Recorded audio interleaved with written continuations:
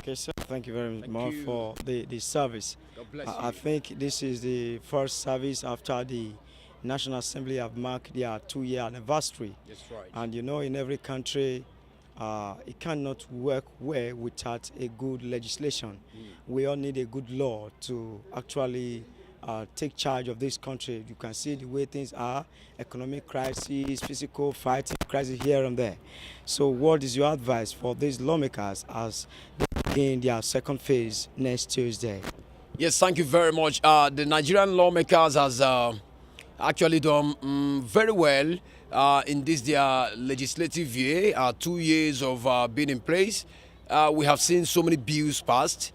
To the glory of God, all things are working well. But what I will advise them to do is that in the next remaining 2 years of this administration and also their own administration, they should make sure that all the laws that are being passed will metamorphose into practicality.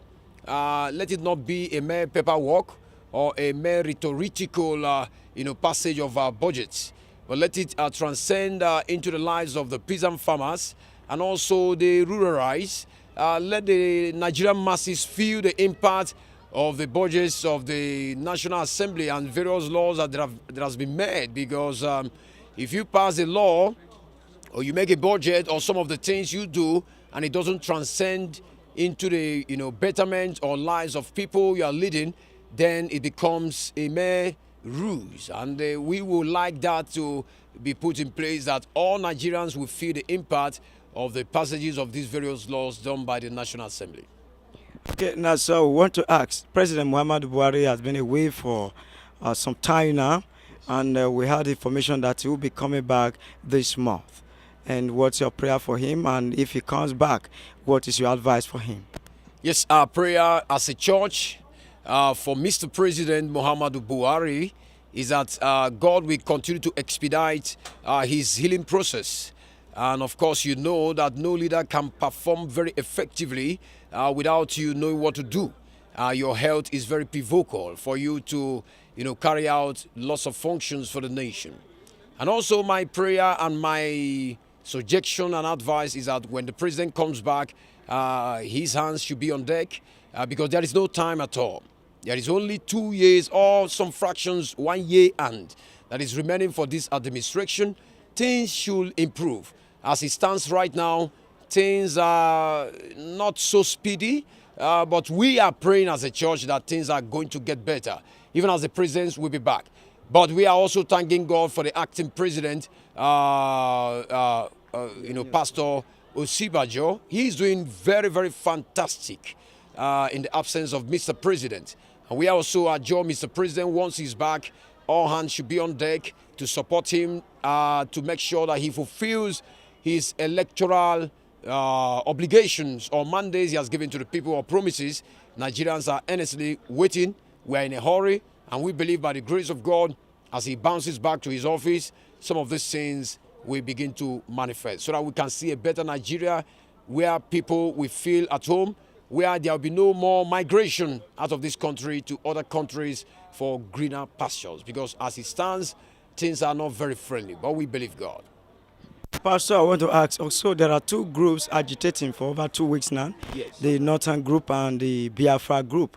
So they are calling for separation from this country. This is the Biafra, and the Northern are asking every East persons in the North to take their leave. What is your advice for these ones? You see, Nigeria is one. Nigeria is a woman, and that woman has so many children. And if you are a woman, you are a husband or one wife, you have about, 7 children. All of them are your children. And so no one child will just rise up and say, this one, go. You are not of my mother. In fact, it's practically impossible. It's not possible. Until probably the day God will say Nigeria is due for disintegration. But for now, no group, whether Arewa, whether whatever group, has the authority or the impetus to tell the Igbos or to tell any other group to leave a particular region.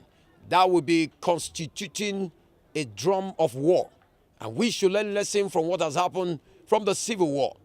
No country fights a second civil war and remains the same. Those of you that are saying these people leave, those people leave, you may be the first one to die when the war starts. And so don't be the first to beat the drum of war, because you can't stand the firepower. And I want to adjure everybody, both the Arewa youths, both the elders, anybody undergroundly supporting these young men should think twice. Think before you talk. Because if it starts, Nigeria is not going to be the same. What I'm expecting everybody to do is that we must put all hands on deck, support this present administration, make sure things are working. Because I know in all our geopolitical zones, if things are working very, very well and we are making use of all our natural resources, nobody will agitate for anything. Attention should be given to the Arewa region. Attention should be given to also the eastern region that have suffered so many degradations after the war. And we must make sure we do something in equivocal, processes so that no one will have any reason to agitate. If you see the IPOP agitating simply because some things probably are not working right in that region, I believe in what they are trying to say. But I don't believe in secession of any portion of this nation. We are one, and we are children from the same mother. Nobody should talk of disintegration because we can't afford another civil war.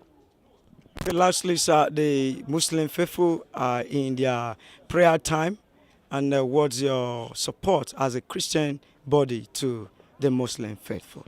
Yes, I wish all Muslims, happy fasting, happy good time with God. As you fast, reflect on those things that unite us. Reflect on those moralities that attract God to us answering your prayers. Reflect on how you are going to be a better Muslim. Because I have lived in the north, I have lived in Jos, I schooled in Jos.